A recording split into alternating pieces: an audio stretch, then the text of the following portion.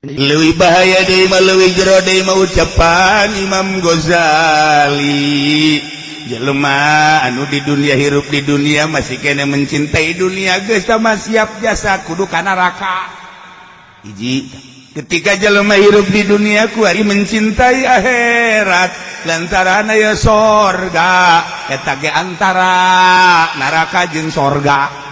Oh, Imam Ghazali mah parah jasa ieu mah.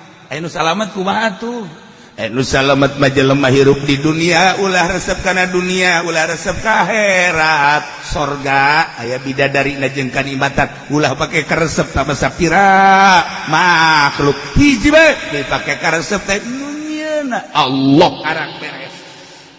Dicaritakeun unggal minggu ge tetep nu jadi hayalan teh dunia keneh tarak ge beres gaji ulah cinta dunia aju minta doana cenah kiai kula supaya bisnis kula selesai. Kemana sandangan kiai isin di kiai-kiai di dunia di akhirat ternyata orang bajingan hanya kepentingan partai hanya kepentingan organisasi hanya kepentingan duniawi.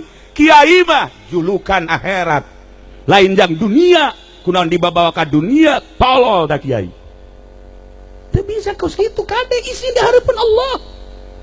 Isi darah pun Allah mau ndek jadi kiai cara Gus Dur sok jadikan